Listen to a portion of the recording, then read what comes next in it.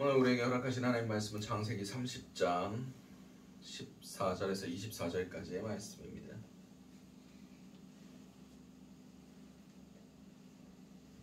창세기 30장 14절에서 24절까지의 말씀입니다. 우리 다 찾을 줄 알고 창세기 30장 14절에서 24절까지의 말씀을 우리 한 목소리로 합독하시도록 하시겠습니다. 밀 거둘 때 루벤이 나가서 들에서 화판제를 얻어 그의 어머니 레아에게 드렸더니 라헬이 레아에게 이르되 언니의 아들의 합판제를 청구하노라. 레아가 그에게 이르되 내가 내 남편을 빼앗은 것이 작은 일이냐? 그런데 내가 내 아들의 합판제도 빼앗고자 하느냐? 라헬이 이르되 그러면 언니의 아들의 합판제를 대신에 오늘 밤에 내 남편이 언니와 동침하리라 하니라. 저물 때에 야곱이 들에서 돌아오매 레아가 나가서 그를 영접하며 이르되 내게로 들어오라. 내가 내 아들의 합판채로 당신을 샀노라. 그 밤에 야곱이 그와 동침하였더라. 하나님이 레아의 소원을 들으셨으므로 그가 임신하여 다섯째 아들을 야곱에게 낳은지라. 레아가 이르되 내가 내 시녀를 내 남편에게 주었으므로 하나님이 내게 그 값을 주셨다 하고 그 이름을 이사갈이라고 하였으며 레아가 다시 임신하여 여섯째 아들을 야곱에게 낳은지라. 레아가 이르되 하나님이 내게 후한 선물을 주시도다. 내가 남편의 여섯 아들을 낳았으니 이제는 그가 나와 더불어 함께 살리라 하고 그 이름을 스불론이라고 하였으며 그 후에 그가 딸을 낳고 그 이름을 디나라 하였더라. 하나님이 라헬을 생각하신지라. 하나님이 그의 소원을 들으시고 그의 태를 여셨으므로 그가 임신하여 아들을 낳고 이르되 하나님이 내 부끄러움을 씻으셨다 하고 그 이름을 요셉이라 하니 여호와는 다시 다른 아들을 내게 더하시기를 원하노라 하였더라. 아멘. 오늘 우리에게 허락하신 창세기 30장 14절에서 24절까지의 말씀을 가지고 오늘 하루를 살아가실 은혜를 함께 나누셨으면 좋겠습니다. 우리가 먼저 기도의 제목은 하나님의 축복이 축복되게 하소서. 오늘 보면 14절에서 16절까지의 말씀입니다. 밀 거둘 때 르우벤이 나아가서 들에서 합판채를 얻어 그 어머니 레아에게 드렸더니 라헬이 레아에게 이르되 언니의 아들의 합판채를 청구하노라. 레아가 그에게 이르되 내가 내 남편을 빼앗은 것이 작은 일이냐? 그런데 내가 내 아들의 합판채도 빼앗고자 하느냐? 라헬이 이르되 그러면 언니의 아들의 합판채 대신에 오늘 밤에 내 남편이 언니와 동침하리라 하니라. 저물 때에 야곱이 들에서 돌아오매 레아가 나가서 그를 영접하며 이르되 내게로 들어오라. 내가 내 아들의 합판채로 당신을 샀노라. 그 밤에 야곱이 그와 동침하였더라. 아멘. 오늘 본문에서 이제 형식상 제일 첫째였던 루벤이 들에 나가서 합판채를 가지고 돌아왔다라고 성경 기록하고 있습니다. 여기서 이 합판채는 체음제, 그러니까 뭐 약간의 마약 성분도 있고 환각 성분도 있고 우리 고대 근동 지방에서는 사랑의 열매라고 부를 정도로 그런 성적으로 그런 감정들을 고양시켜주는 그런 열매였습니다. 아마 루벤은 당시 한 5살 정도 됐다고 성경학자들이 이야기합니다. 그래서 뭐 알고 가져온 게 아니라 이게 달콤한 향기가 난다고 합니다. 그래서 그냥 호기심에 들고 왔는데 어른들이 그게 합판채인지 알았던 거예요. 그래서 라헬이 언니의 그 아들의 합판채를 나한테 달라라고 요구를 합니다. 그랬더니 내가 내 남편 뺏어간 것이 그게 작은 일이냐 막 하면서 지금 남편의 소유권에 대해서 얘기를 합니다. 다시 말해서 지금 아들을 낳고 지금 자녀를 번성하고 그렇게 뭐 하는 하나님의 축복이 지금 축복으로 여겨지지 않고 전부 다 자신의 욕망을 채우기 위해서 자신의 그런 높아지려는 그 인간적인 욕구, 그렇게 사용되고 있다는 겁니다. 그래서 지금 거룩한 주님의 택하신 계보에 나오지 않아야 할 그런 채음제나 합한채 이런 것들이 나오고 있는 겁니다. 그만큼 이 가정이 성적으로 문란했다라고 보시면 됩니다. 그래서 그 가정 가운데 배웠던 루벤이 나중에 어떤 짓을 벌이게 됩니까? 자신의 서모족 빌하, 이 레아의 여종이었던 비라와 동침하는 사건이 발생합니다. 그래서 아버지의 침상을 더럽혔기 때문에 루벤이 장자의 자격을 잃습니다. 그렇듯 이 가정 자체가 정상적인 가정이 아닙니다. 하나님께서는 일부 일처제, 나중에 율법이 제정되고 나서 일부 일처제, 한 가정에 한 남자와 한 여자가 연합하여 한목을 이루는 것이 하나님의 뜻인데 지금 이 가정에 엄마가 4명이 됩니다. 그렇듯 이렇게 서로 싸우고 서로 자신의 욕망을 채우려고 하는 이 상황 가운데 자녀가 축복이 되는 것이 아니라 자녀가 자신의 욕망을 채워주는 도구가 되고 있습니다. 우리는 하나님의 축복을 잘못 관리하고 그것이 자신이 높아지는 용도로 사용될 때 이런 추악한 모습을 보일 수밖에 없다는 것을 우리는 기억해야 됩니다. 우리의 물질, 우리의 자녀, 이것이 하나님께서도 주신 것이고 하나님이 주셨을 때 그것이 하나님의 뜻을 이루기 위해서 우리에게 도구로 주셨다는 것을 우리는 알아야 됩니다. 자녀도 내 자녀 아닙니다. 호적에 우리 자녀로 등록되어 있지만 하나님의 자녀입니다. 근데 왜 우리에게 맡겨주시느냐? 우리가 이 자녀를 통해서 하나님께 영광을 돌리기 위해서 우리에게 맡겨주신 겁니다.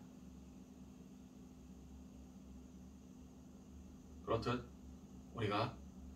우리의 물질도 어느샌가 하나님이 이것을 통하여 하나님께 영광을 돌리고 하나님 나라와 하나님의 뜻을 위하여 사용해야 할 터인데 그것이 잘못되어 그 물질이 목적이 될 때 사람은 망가지고 타락하고 하나님의 뜻에서 속히 떠날 수밖에 없다는 것을 우리는 기억해야 됩니다. 우리의 삶 가운데 가장 중요한 것 중에 하나가 축복이 축복으로 머물 수 있게 우리의 주권을 내려놓고 하나님의 원하시는 뜻이 우리 삶 가운데 이루어지기를 힘써야 된다는 겁니다. 우리의 자녀도 우리의 물질도 우리가 허락하신 그 사회적인 위치와 지위도 다니엘 같은 경우에 그가 일국의 총리로서 3명의 왕을 섬겼던 사람입니다. 정권이 바뀌면서도 그는 계속 그 자리에 있을 수 있었습니다. 왜냐? 하나님이 그와 함께 하셨기 때문입니다. 그에게 지혜와 명철을 허락하셨기 때문입니다. 그리고 그 권력을 자신의 목적을 위해서 사용하지 않았기 때문입니다. 하나님의 영광을 위하여, 하나님의 나라를 위하여. 솔직히 그 바벨론 포로기 가운데 다니엘이라는 이스라엘 민족의 구심점, 신앙의 중심, 이 나라 가운데서도 하나님 뜻대로 살면 저렇게 하나님께서 높이시는구나 라는 것을 이스라엘 민족들이 못 봤으면 너무나 쉽게 이스라엘의 민족적인 정체성이 희석됐을 겁니다. 흩어졌을 겁니다. 와해됐을 겁니다. 그런데 다니엘이 그 자리를 지키고 하나님을 믿는 신앙 가운데 한 발자국도 타협하지 아니하고 왕들에게 쓰임 받고 하나님의 이름을 높이고 그 왕들의 입술을 통하여 하나님이 영광을 받으시니까 우리 하나님 살아계시구나, 하나님 우리 안 버리셨구나 라는 것이 보여진 겁니다. 세상적인 명예와 지위도 하나님 뜻대로 사용할 수 있다는 겁니다. 모든 권력은 타락하게 되어 있지만 세상 사람들이 그렇게 얘기를 하긴 하지만 하나님께서 우리에게 주신 그 위치를 하나님의 주권 안에서 사용할 때 얼마든지 선용할 수 있습니다. 얼마든지 잘 사용할 수 있습니다. 얼마든지 세상 가운데 선한 영향력과 주의 영광 드러낼 수 있습니다. 근데 그것이 우리의 욕망과 우리의 죄악됨과 결합할 때 축복이 아니게 됩니다.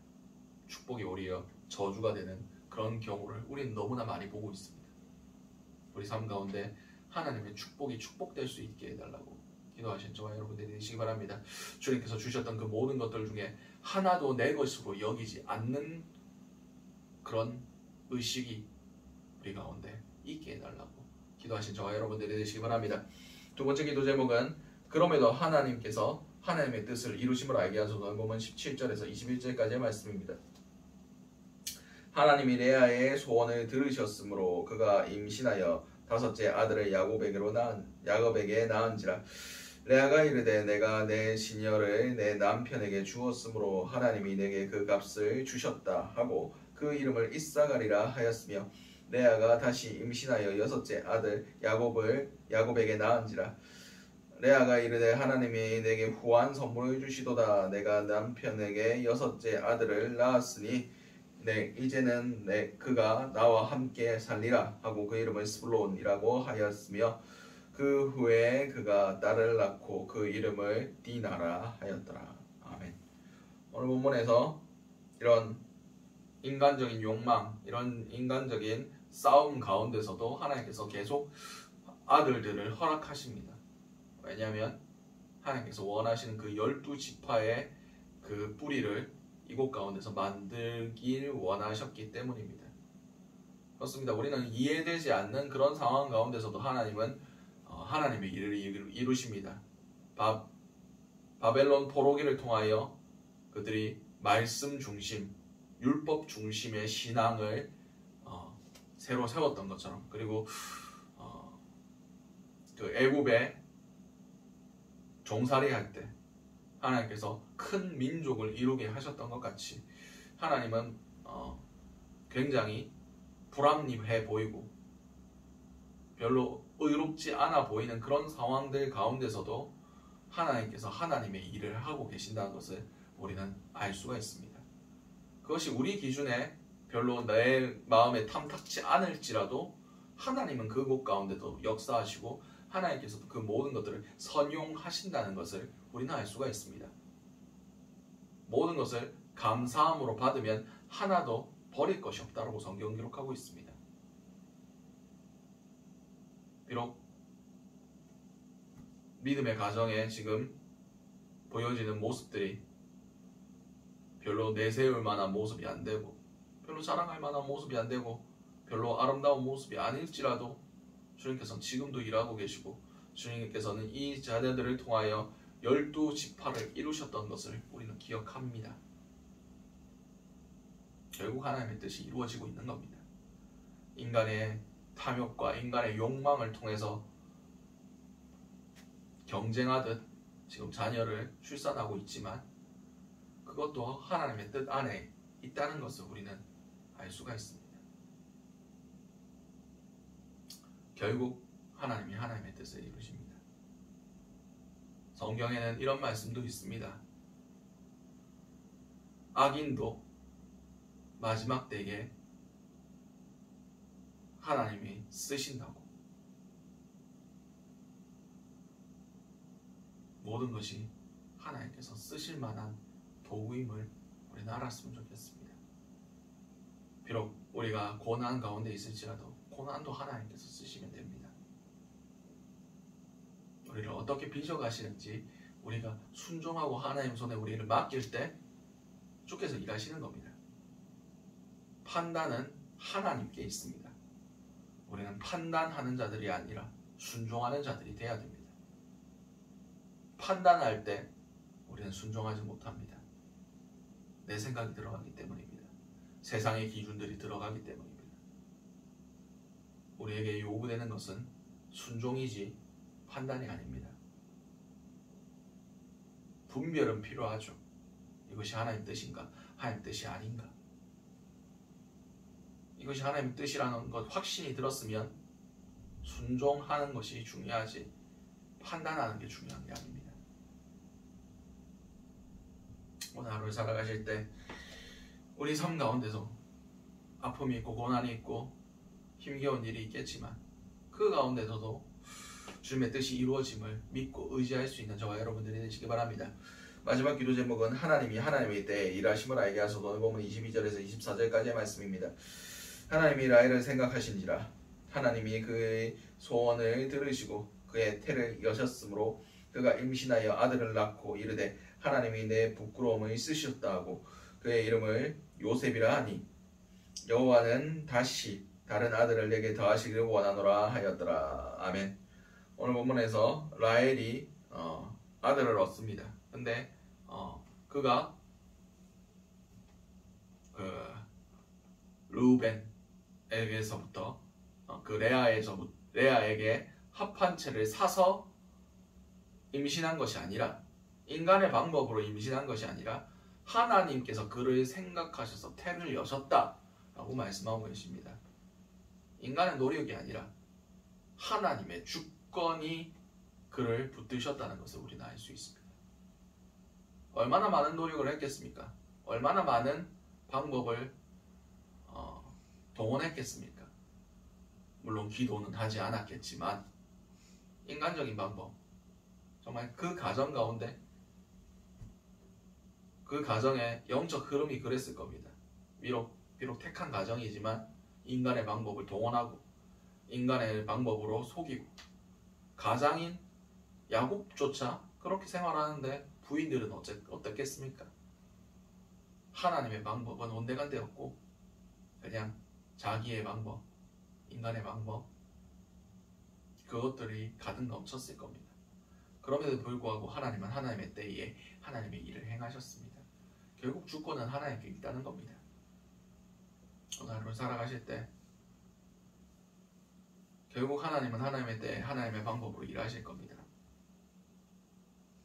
근데 그것 가운데 우리가 고민하고 언제 이루어지나 어느 방법으로 이루어지나 내가 고민하고 근심한다고 해서 하나님의 때가 앞당겨지지도 않고 늦춰지지도 않습니다. 그냥 하나님이 행하실 것을 잠잠히 기다리면 됩니다. 물론 그 가운데 기도는 해야겠죠. 그 가운데 하나님께서 요구하신 것에 대한 노력은 필요하겠죠. 아무것도 안 하고 기다리는 것은 하나님께서 명하셨을 때 기다리면 되는 거지, 노력하라고 하실 때는 노력해야 됩니다. 힘써 일하라고 이야기하실 때는 힘써 일해야 됩니다. 그냥 다 하나님께서 해주실 거다 라고 얘기하는 것은 어리석은 방법입니다. 우리에게 주신 힘과 능력으로 힘써 일하라고 얘기하실 때도 있습니다. 그런데 하나님께서 기다리라 말씀하실 때는 기다리면 되는 겁니다. 결국 하나님은 하나님의 때에 일하실 겁니다. 자녀의 문제도 결국 하나님의 뜻 안에 있었습니다. 오늘 하루를 살아가실 때 우리 삶의 영역 가운데 하나님의 주권이 계속해서 선포될 수 있기를 원합니다. 하나님은 자신의 삶을 하나님의 손에 올려드리는 자들에게만 하나님께서 역사하십니다. 하나님께서 기적을 일으켜 주십니다. 하나님께서 그 삶을 책임져 주십니다. 오늘 하루를 살아가실 때 정말 하나님이 원하시는 뜻이 이루어질 수 있게 해달라고, 하나님의 나라가 우리 삶 가운데 하나님의 계획하심들이 이루어질 수 있게 해달라고 기도하신 저와 여러분들이 되시기 바랍니다. 기도하시겠습니다. 우리 오늘 주셨던 말씀들 놓고 기도하시고 각자의 기도 제목으로 기도하신 후 자유롭게 돌아가시도록 하시겠습니다. 기도하시겠습니다. 사랑과 충만하신 아버지 그대로 보내 감사드립니다. 오늘도 우리가 하나님 주신 축복과 하나님 주신 그 모든 주권과 우리의 모든 것들을 하나님께 올려드립니다. 주님, 우리가 우리의 것으로 여기지 않게 하시고 우리가 우리의 생각과 우리의 방법으로 하나님의 일을 방해하지 않게 하시고 온전히 하나님의 때에 하나님의 방법으로 일하시는 놀라운 역사가 우리 삶 가운데 일어나기를 원합니다. 주여, 우리의 삶이 하나님의 영역이 될 수 있길 원합니다. 내 생각과 내 뜻과 내 주권이 내 삶 가운데서 이루어지는 것이 아니라 하나님의 주권과 하나님의 계획하심과 하나님의 방법들이 우리 삶 가운데 가득히 일어날 수 있길 원합니다. 그런 걸 통해서 우리의 삶이 하나님의 영광을 드러내는 도구가 될 수 있게 하시고 하나님의 살아계심이 증명이 될 수 있게 도와주시옵소서. 우리의 삶의 온전히 주님 손에 올려드림을 통해서 주님 주신 모든 것들이 다시 주님의 영광을 위하여 하나님의 나라를 위하여 쓰임받게 도와주시옵소서.